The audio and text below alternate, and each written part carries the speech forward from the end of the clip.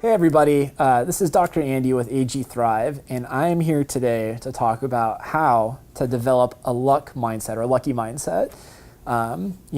There's some really there's an interesting book and there's some interesting research articles around this concept of luck. Like, is there really such a thing as people that are truly lucky or unlucky, right?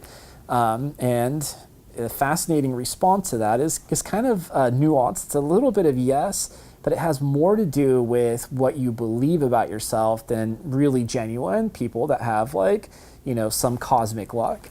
Now, I do want to at least address, though, there are random moments of luck, right? I mean, winning the lottery, there are some moments where they're just kind of, you happen to be lucky. Now, to win the lottery, to win certain things, you have to be willing to play, and so that's part of luck, is taking risk, taking chances, putting yourself out there. But sometimes you get someone that played the lottery for the first time, and you just have to kind of put your hats off to them. That's pretty incredibly lucky. But in general, if we're looking at, is there a way that you could increase your luck? That's what I'm really here to talk about today, and I want to address. And that really does, again, have to do with what you're paying attention to and what you believe, right?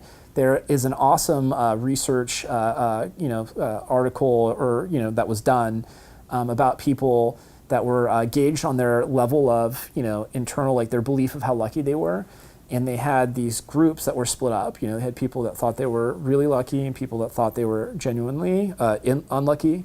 And they had them go through an entire newspaper article. And the task on that was to find how many pictures that were put throughout this newspaper, 10-page newspaper stack or whatever.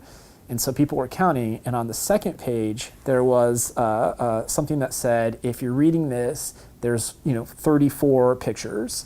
And on the fourth page, there was something in a box that said, if you're reading this, go collect your prize. You just won a prize, and it was $5 or something like that.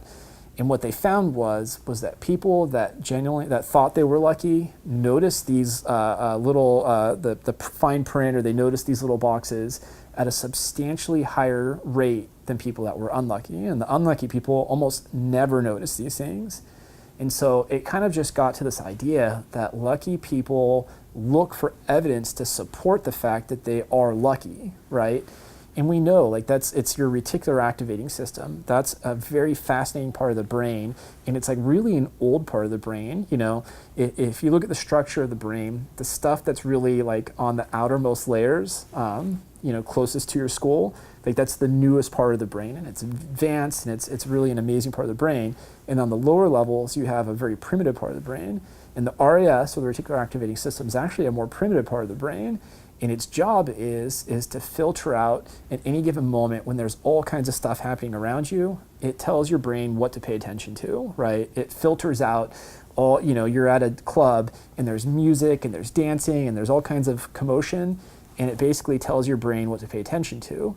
And what it really does to filter that out is based off your beliefs, your expectations.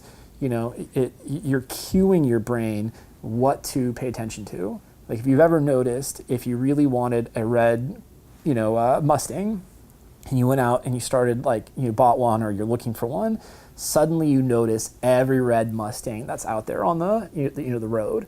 That's your reticular activating system saying, hey, look, this car is really important to you, and suddenly you're filtering out information to show you, those things.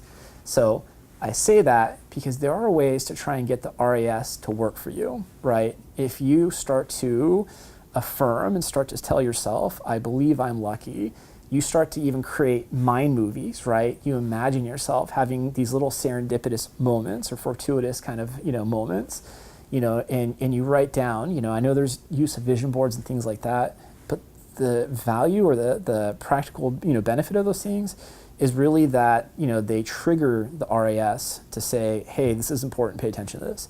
So those are all kind of things that you can do that help your RAS to start to pay attention to evidence or information or cues or, kind of stimulus to support the idea that you're lucky. So, really, in some regards, it's both simple and complex.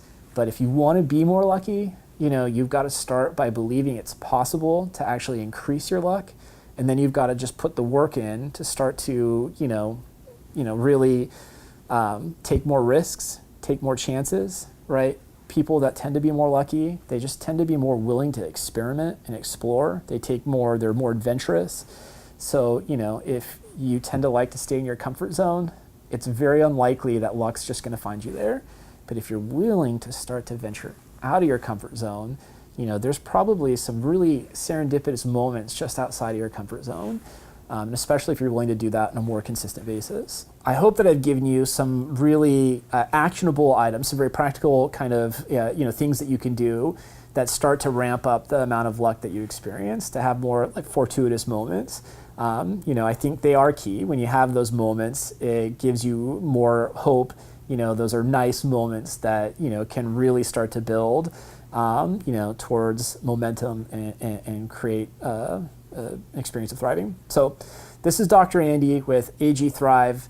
Please remember to go to the website, sign up for our newsletter, look for our content and other social media channels.